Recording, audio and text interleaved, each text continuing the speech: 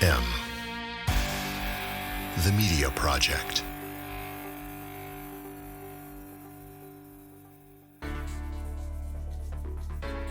The Vermont Technology Alliance. The VTTA is the only statewide organization focused on Vermont's tech business sector and entrepreneurs.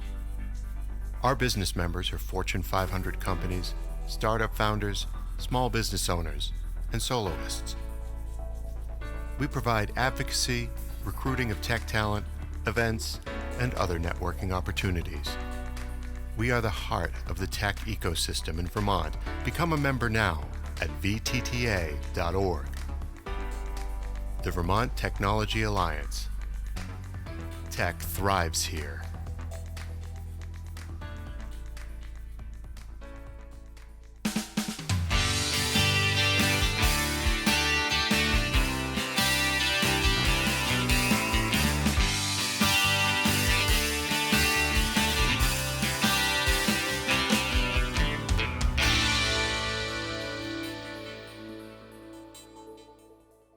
Hey, all you fans of the Are We Here Yet podcast, your host Scott Graves here for another episode. And I am joined this evening by Gregory Thomas.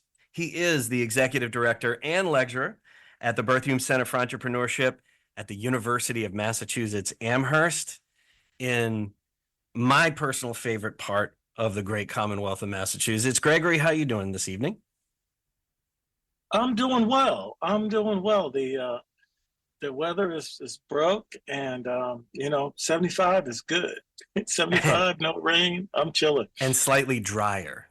It's been Yes, humid this summer. yeah, New England is, yeah. as the climate change people were telling us 30 years ago, it's going to get swampier in the Northeast. I think they might have been right. It may be. I have to be careful. I'm doing my Zoom signals. I need to use my words. This is, radio. Come on. Okay, my bad. So, the pandemic brought us video. it did. The pandemic brought us remote meetings like never before. I miss talking on the phone. So, yeah, I wanted to focus our attention tonight on kind of profiling the type of tech and tech-enabled teams, right, that are present. Maybe we want more of them in Western Massachusetts. I wanted to talk about, the parts that are missing in that ecosystem, perhaps, for our region, and then the things from your perspective that we can do, right? Solutions that we can bring to the table to help that along a bit. And so, why don't we start with the kinds of individuals and teams that you're working with at UMASS? Because they represent really a big chunk of the tech and tech-enabled teams that are coming out of the Valley. Yeah, that and some of the fruitful successes that we've seen coming out of the Valley are tech-enabled. UMass is a Research One institution, significant contributor to the Commonwealth economy with respect to goods, services, and jobs, right? And so when we have translational things coming out of the lab, it's exciting. I think there are multiple things that impact our ability to have deep tech, as the National Science Foundation, UNSF, refers to it, deep tech enabled translational research to hit. And some of it is just natural in the industry, like it's getting FDA approval, getting CDC and the rest to say, okay, yeah, that's okay to do. Getting going through the timeline of getting drugs and things that get put in people's bodies approved. It takes time, right? Right. And so, time is money in this case, and so runway, right? We sometimes refer to that as runway, can be a challenge. Yeah. So that's when we think about those things. I think that's inherent in the system. So that's getting enough things in the pipeline so that as time transpires, we have favorable things that are coming up, and they're potentially being funded by National Science Foundation, by NIH, and other institutions that fund deep tech. And so that's time. Can't do a whole lot about that except just getting stuff in the pipeline. And when we think about getting things in the pipeline, he talked about the teams I see. UMass has gotten some significant funding to help to stimulate these things, to get students, graduate students, helping faculty with ideas to do research. And we found funding to help those faculty members to get folks to look at the data and the like in the lab. And so that's been, I think, impactful, is really through public and private grants and donations to really help to get faculty members funding so they can bring their ideas to fruition through paying to be in the lab, right? You got to rent the lab space. And so those things are occurring. How are we doing with IP transfer into the marketplace? Well, without disparaging higher ed in general, I think it's slow. I think it's slow on all campuses. It's a gamble, and the United States and National Science Foundation are putting a boatload of money in to try and stimulate it. And for instance, National Science Foundation has the Innovation Core, or better known as I-Core, and really 60 to 70% of ideas that come out of the lab or businesses in general fail because they didn't have a firm understanding of their customer segment and the problem that they're really solving for the customer, right? As innovators, a lot of stuff gets funded, right? That can have a bit of a runway, but teams, and that we've actually had that experience where teams, it's hard to focus on market when it's our natural inclination is we're afraid to hear no, right? Like, what if nobody wants to buy this? But so they get pretty far down, like a warehouse full of product with very little market validation. Ooh, that kind of thing. Is that what you're describing? So we're spending time with our teams at UMass to get them to better understand that. And I say at UMass, also I-Core is not just at UMass. It's at other schools around the valley, but also in the Commonwealth. As you know, I also adjunct and teach I-Core with Massachusetts Institute for Technology, or better known as MIT. And we're it's the same thing. It's difficult to project what's going to be successful. It's like what came out of Brandeis, the butter alternative came out of Brandeis, and Gatorade at Florida, right? Yeah, you think about placing a bet, and how do you make this parlay? We're doing the best we can to pour knowledge and money into the system to get people better, right? What you consider in this is not just the funding that'll come through. That was the first thing I mentioned. Well, that's the second time, money. And then we think about knowledge. And that's, I think, one of the most impactful things that we can do with graduate students, with faculty, is to give them the tools and the process to be able to do it over and over and over again. And so we sometimes focus less on the technology that they're enabling and more on the process to do. I think the words you used were market validation, right? With customer discovery is the words I would use. How do you do customer discovery? How do you talk to a customer and ferret out what's their, what I like to say, hair on fire problem that you can solve? And that may be a problem that's different than you initially projected. And so you go through these testing processes to really ferret out your hypothesis or the problem that you're going to solve for your customers. A whole lot of different words for that, but without being too jargony. And how do you teach them to execute on that? And so that's one of the things we really focus on up front with folks who say, I have this idea, whether they're in our nursing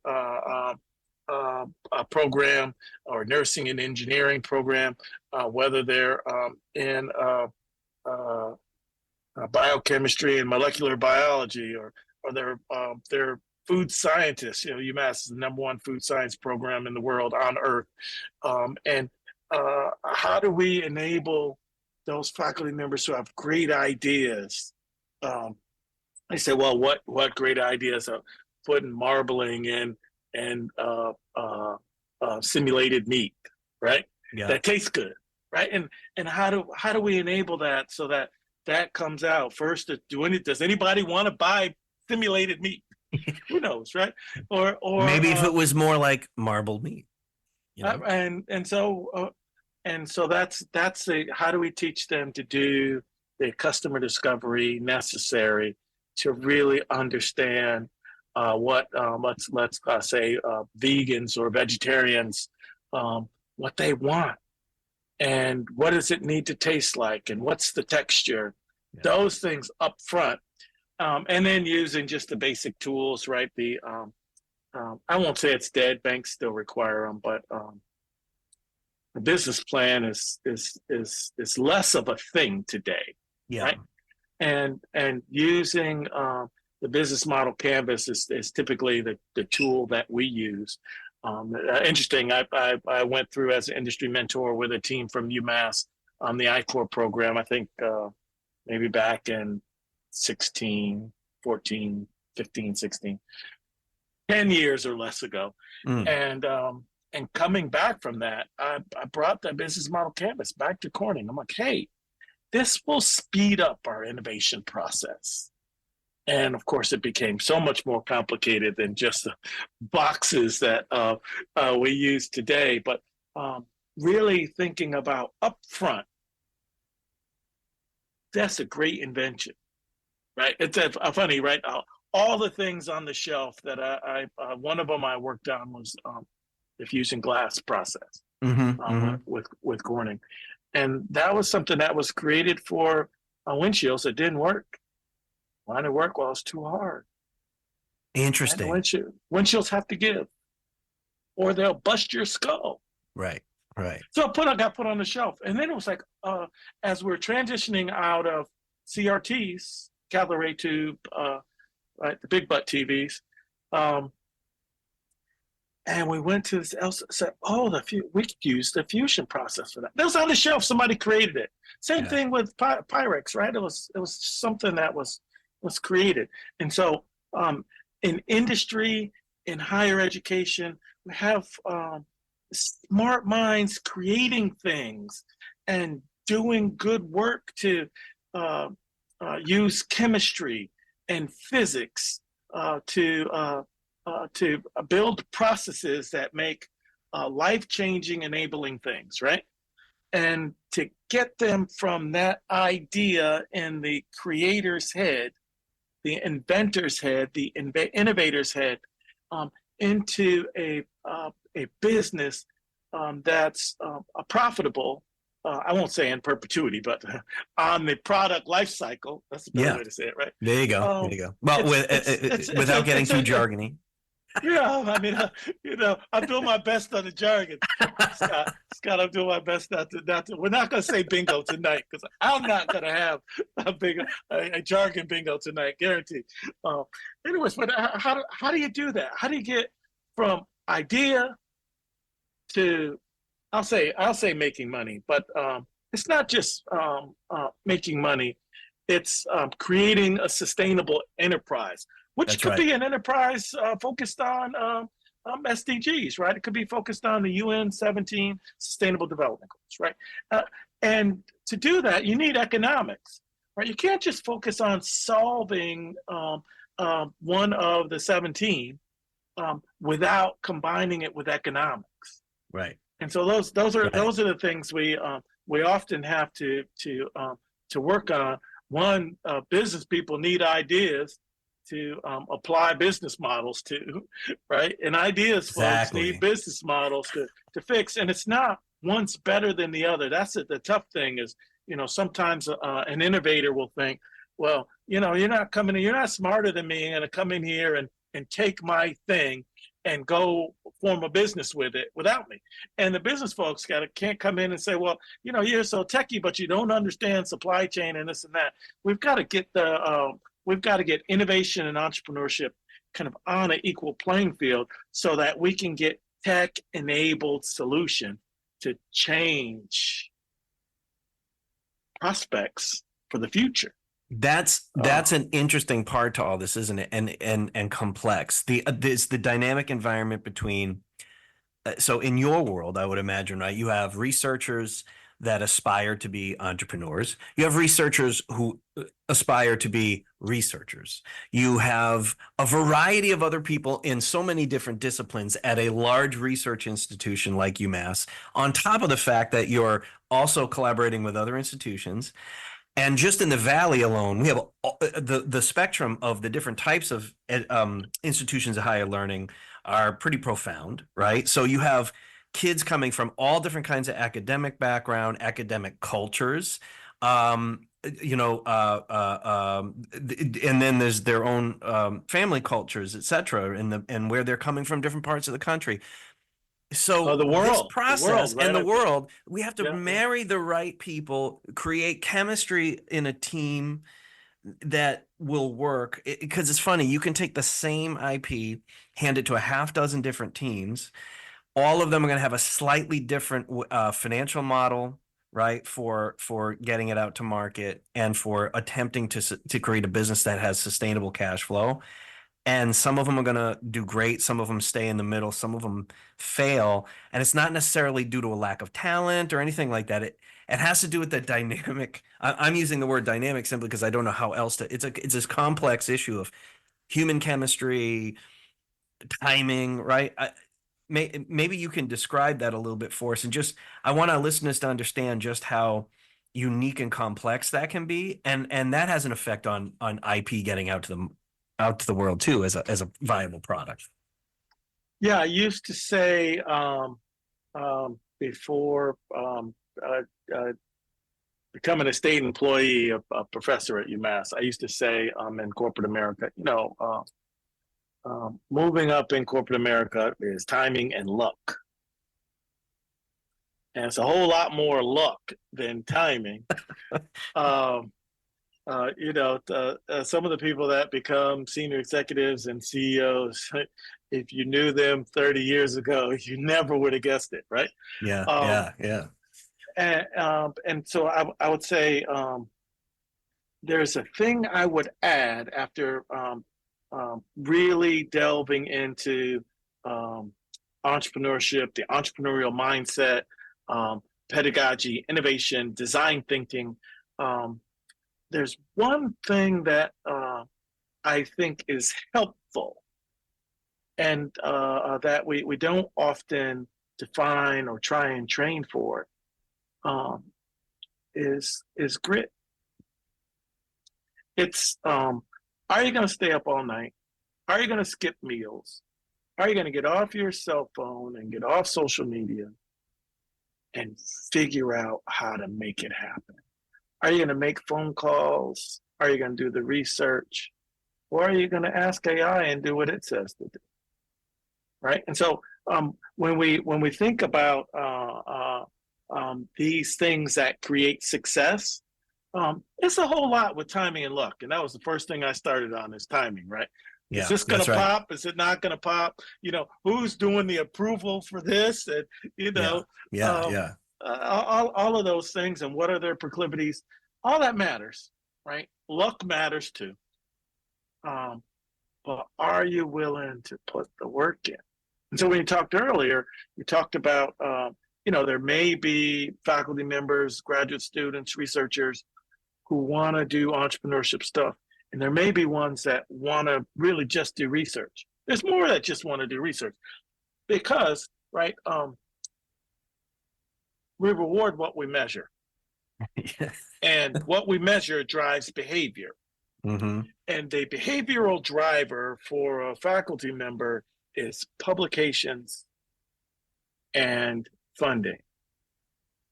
And you get publications and funding through ideas, not through business model and businesses. And so that's in higher ed in general. Sometimes, not always, but sometimes that could be roadblock for technology enablement. So is that your way of suggesting Damn, to I change just that? did it again. That's a bingo. That's okay. Sometimes we have to use those words. Would you change that, or is it a simple matter of getting better at marrying that group of people with the other group of people that externalize it and take it to market?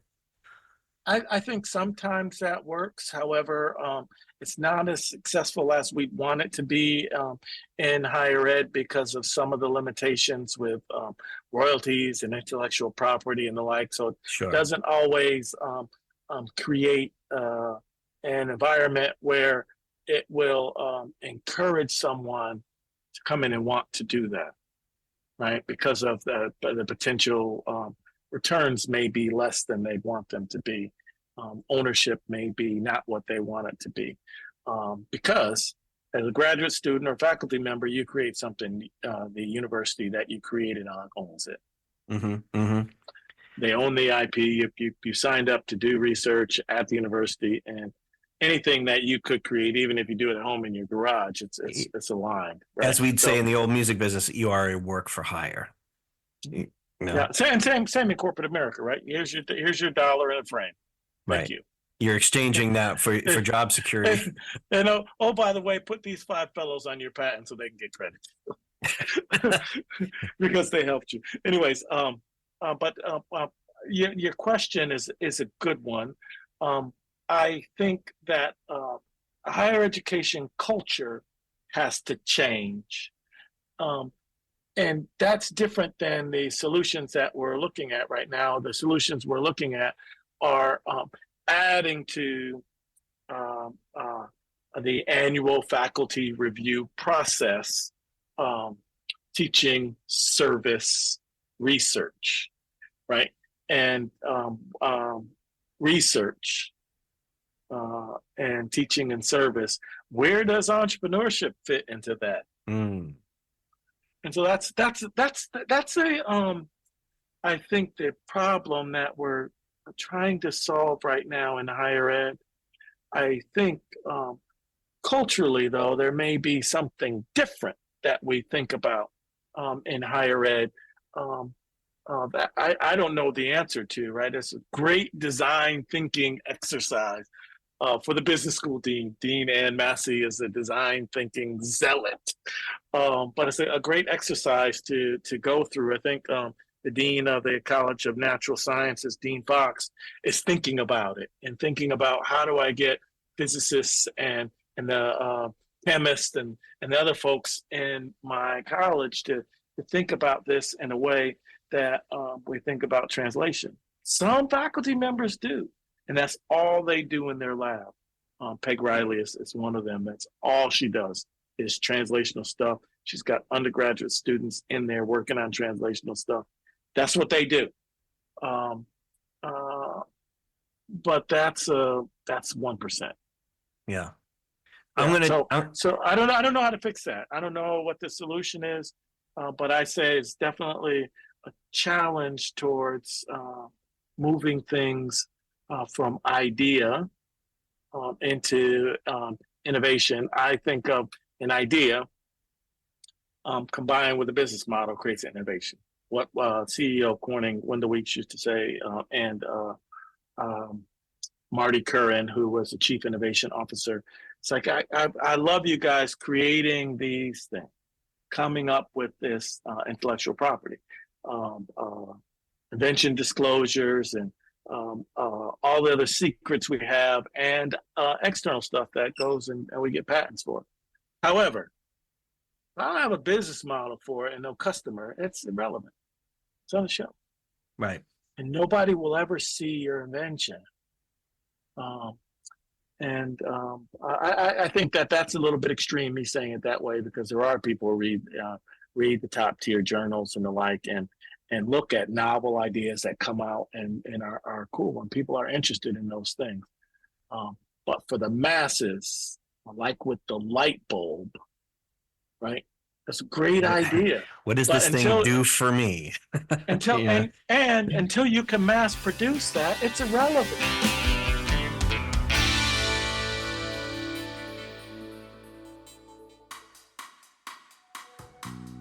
Breaking Housing Matters is a national housing initiative building housing profitably.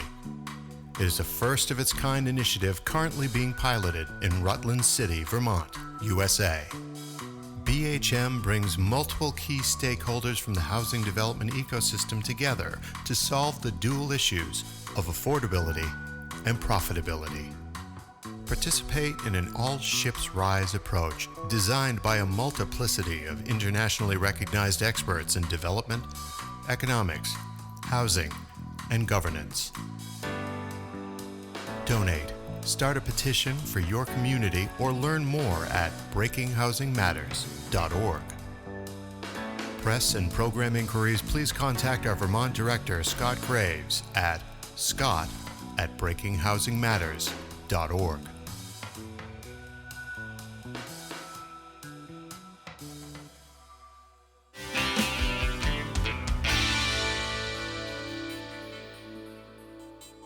Well, that I was just going to say, as a person coming at this from the private sector, how many people we've seen come through our incubator programs, right, with really great ideas, and they are, and some of us that are mentoring teams have had the experience early on. Even if, in theory, what you're working on, the process, the product, is game changing, and you can even measure that, right? If the marketplace cannot be convinced of that, for it doesn't matter what the reason is, I can't sell this game changing thing if people will not see that, or if the would-be competition is so powerful that they can literally change hearts and minds through propaganda, what have you, right? And it just sits there, and it's just a good idea, and there's so much that has to happen for you to get to market. You know, convincing someone to buy something versus showing them it solves a problem in their life are two different things. One creates a customer in perpetuity. The other creates a sale, typically one time. And so what we want to do, what I want to do is encourage the folks I interact with at UMASS, whether that be through the Berthiaume like perfume, the Berthiaume Center for Entrepreneurship, the Berthiaume Center for Innovation and Entrepreneurship. What I'd love to do is to work with them to say, okay, how do you do this and create something that's sustainable? And so when I say that, also I think back to where a few minutes ago, what we said that got us to this point. And I think about, is it scalable, right? So it's a great idea. People will buy it.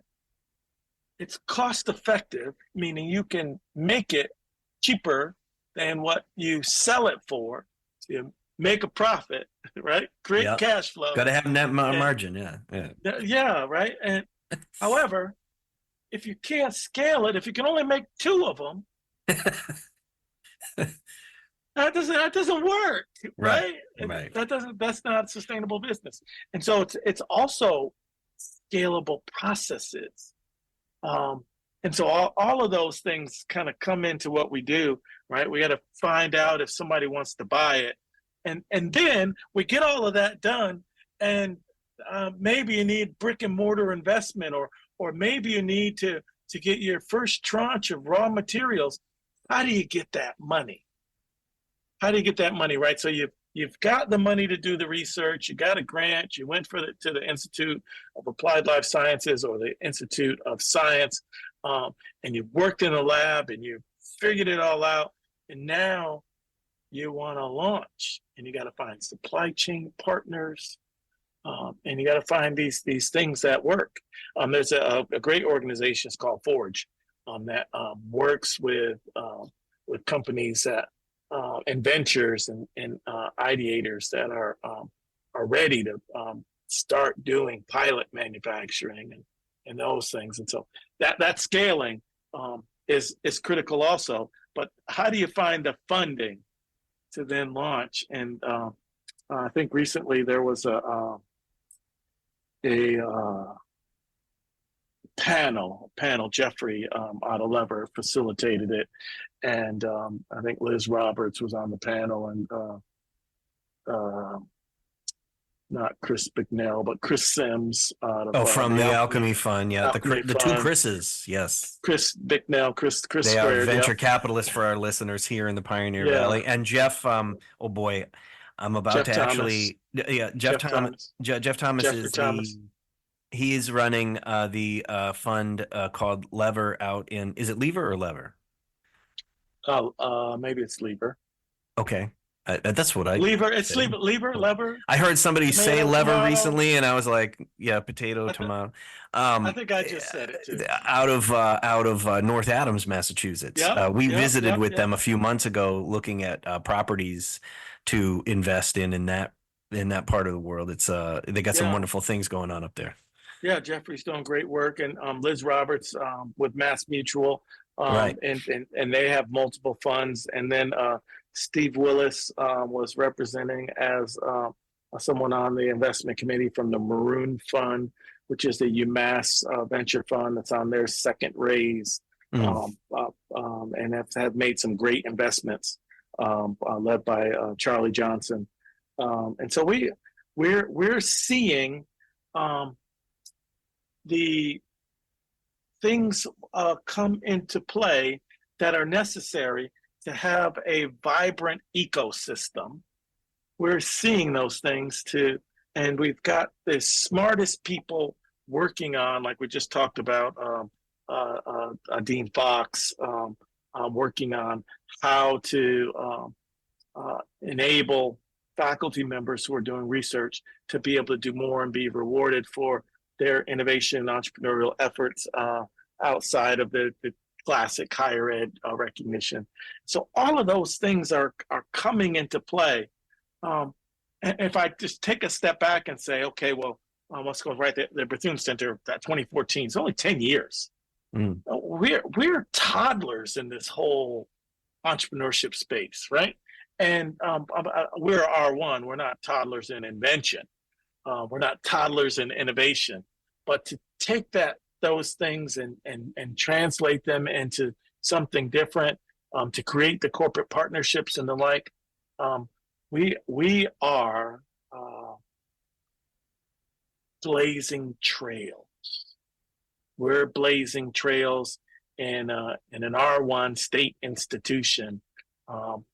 We're not in Silicon Valley. We're not in Cambridge. Sure. The folks who are in Cambridge think we're in the woods. Right. And so even though this is a mere 2 hours away, you really are in the woods in Vermont.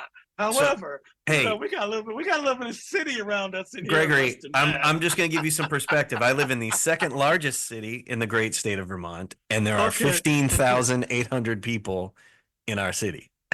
15,000. 15,000. Well, don't forget the 800, because it's 15,800. We need every person we can get. Amazing. Now, in truth, and this will kind of segue into some of my other this is why I like you. This is why I like you. You bring perspective. Thank you. This just before COVID, so it's not a COVID issue.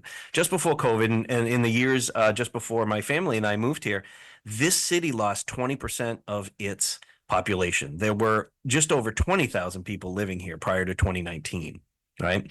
Part of this, and you'll see why I segue in a moment. up until COVID. It's reversed during and since COVID. But Vermont has been depopulating. Most of Vermont has been depopulating for almost 90 years in many regions. Recently read an article that came out. It was making suggestions that much of or certain parts of Western Mass, it didn't stipulate exactly where, were depopulating, and that rural environments maybe should think about depopulating that are just not viable. Those are my words, not the article. That's To which, of course, one of your local state senators, Joe Comerford, had a lot to say in the Boston Globe immediately after that, and in fact gave 19 very distinct reasons with a lot of detail on why that wasn't so. I think you probably understand where me and my team lie on the whole rural development thing. And to be clear, I don't believe in a rural versus urban. I believe in ecosystems, and it's all part of a greater wonderful whole, right? And we need to see all of our places this way. But the valley is a dynamic place too, right? I mean, you've got rural and urban environments, you have rich and poor environments, and if we're thinking about this in a broader way as community developers, not just entrepreneurs, not just academics, not just right. We'll look at the economics of things, right? How does it all piece, right? That's right. How does it all work from neighborhood to neighborhood? Are we doing a good job? And I want to give a Valley perspective on the Valley context, right? It seems to me, just like we have here in Vermont in our own way, there's like a glass wall between, your poor urban environments and say, the wealthier and more academic parts of Western Mass. And so it's not a perfect game. And how do we fix that? Through the use of tech and tech enabled. One of the things I'm generally attracted to as a community developer is that tech and tech enabled, generally speaking, when done right, brings jobs that are both well paying but also meaningful. They're typically jobs that people want to do, and not jobs that are jobs simply that exist because it has to be done, right? Talk a little bit about how that's working or not working in the Valley, and what we need to do to make it more accessible for everybody. Scott, that's a stumping question. I'd say ask me that in a different way. How about that? Okay. When I'm doing site selection for the kind of property development that I'm working in, I find very different environments in a place like East Hampton, Northampton, I don't know, the Long Meadows, et cetera, versus places like Holyoke, Springfield. We've just spent 75 plus years in the United States depopulating our urban centers and creating suburbia. Suburbia can't pay for itself, right? As far as the infrastructure per mile versus density and so forth. And so the country slowly, ever so slowly, getting back to an appreciation for urban density. That also came with other issues, right? Everything that is always an issue in America, class, race, all of it, right, was greatly affected by and affected that suburbanization. So when given an opportunity like a reversal of that, we're talking about the next 50 to 100 years, like in my contention of reversing the worst effects of suburbanization. That gives us an opportunity to do it better the second time around. Does that make sense? And so if people like you and I and everybody else that's involved, right, whether they're venture capitalists, economists, academics, teams, et cetera, are all working on creating a proliferation of jobs that are both meaningful and well-paying, how do we make that better so that it involves more of the population, regardless of class, race, etc.? I'm not sure about that. I don't know if my belief is that making things with our hands and with machines is where the future of our economy is. And I'm not an economist, so this is just me hanging out with Scott pontificating. Sure. But my pontification is that ideas and the ownership of ideas is the future. Mm-hmm. And so Scott comes up with an idea to create housing and an environment through learning and incubating ideas.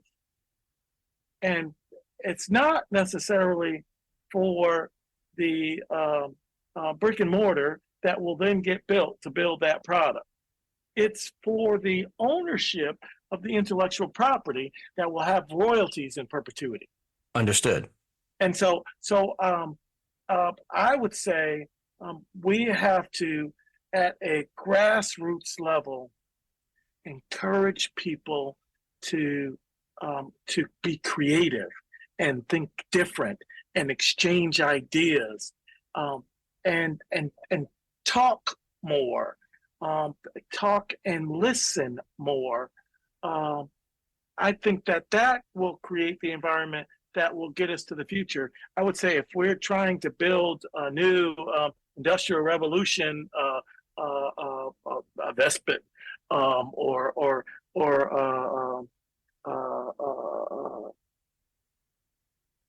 Oasis, yeah, we're shooting at the wrong thing. Even, and I love that the U.S. wanted to invest in semicon because, right, we don't want to put some other countries' chips into our military stuff, and then they can hack us, right? Well, we want to invest in that, and that was such a big deal. But you know what? Building a mega semicon fab, yeah, is not going to change our economy. No. And we, I don't want to continue to train my students that come through my class to be robots.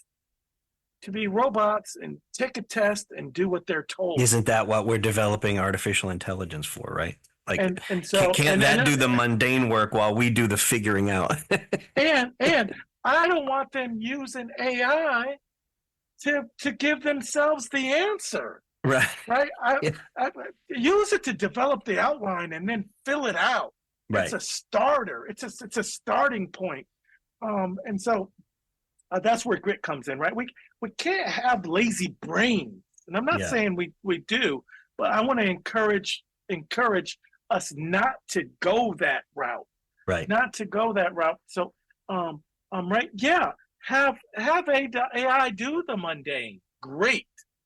And now how do we become the thinkers and the innovators and the changers?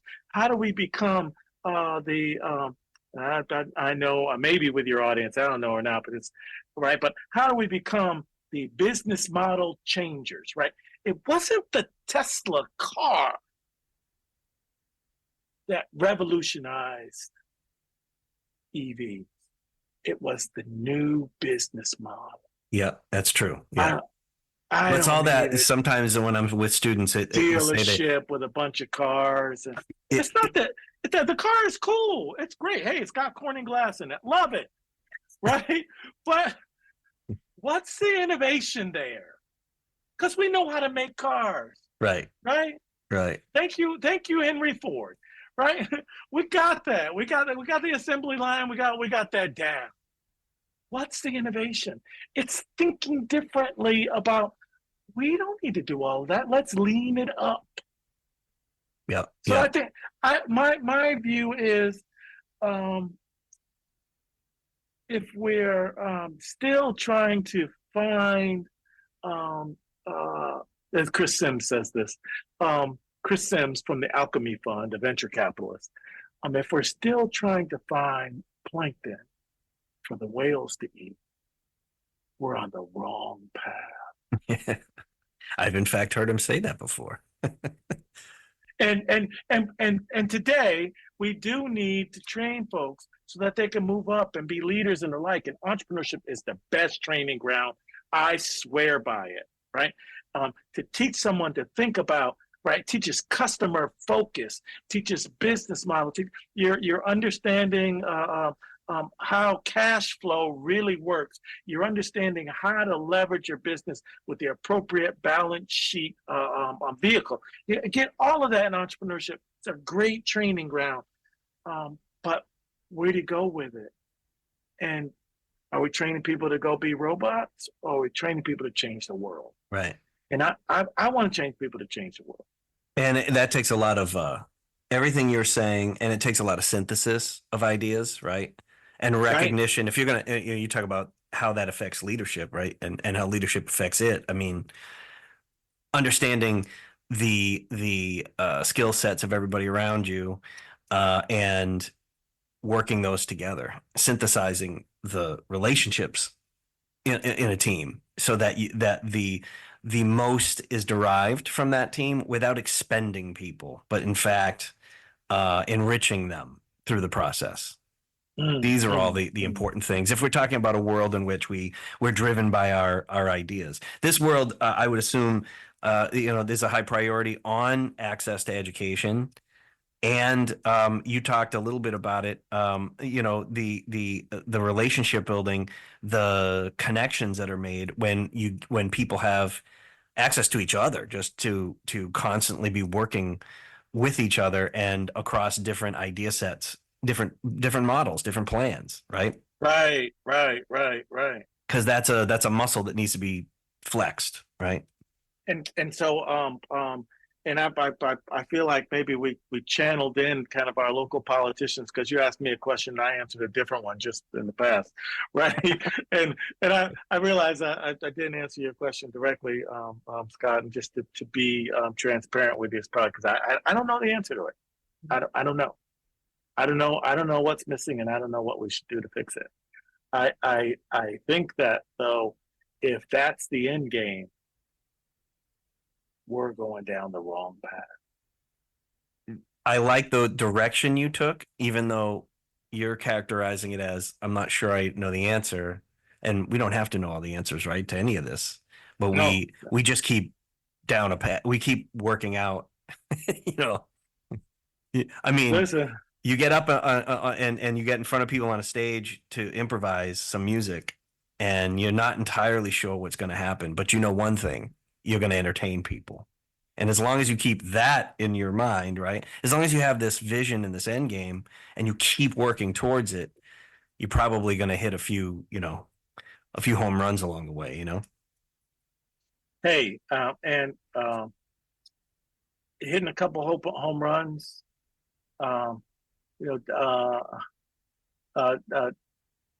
Coach Prime, Neon Dion, made a living hitting singles and stealing bases.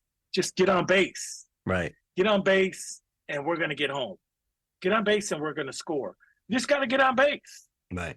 Right. And sometimes we think about harnessing all of our energy. 2 or 3 years ago, a faculty friend of mine, he's faculty at Amherst College. He's the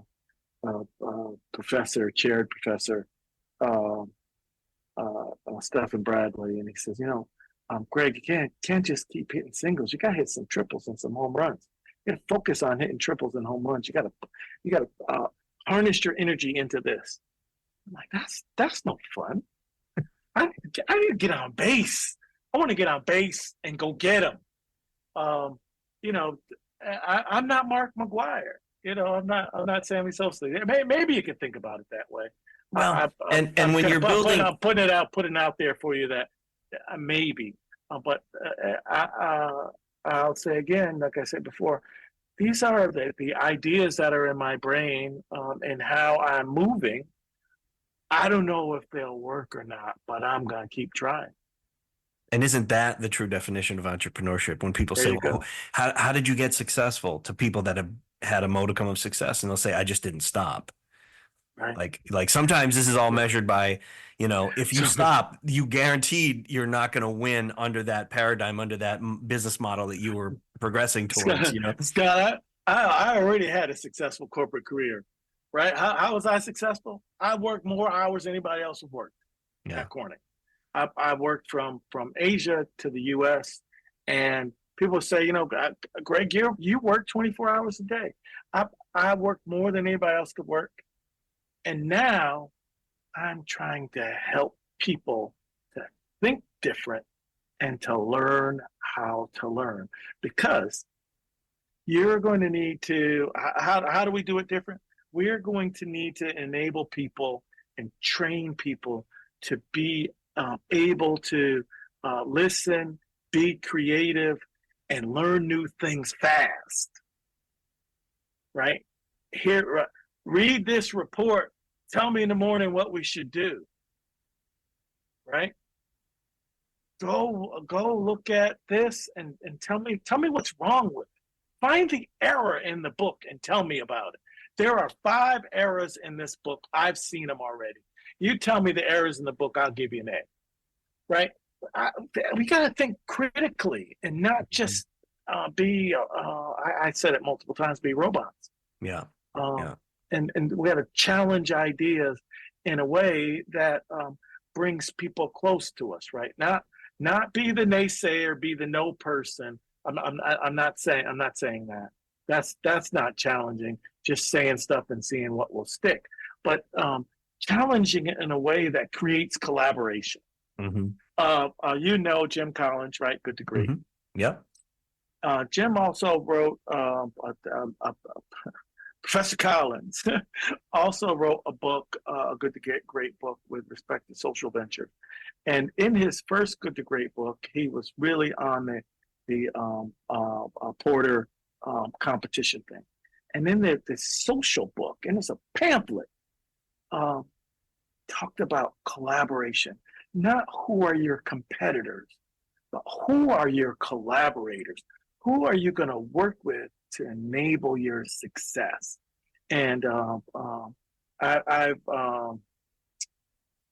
had fun through my Corning career volunteering in not-for-profit. And I do strategic planning work with not-for-profits and fundraising. And I took that with me from Collins, is who are our collaborators? When we draw our Venn diagram, who else is in it with us, right? And where are the intersections? And where those intersections are, how do we make each other better?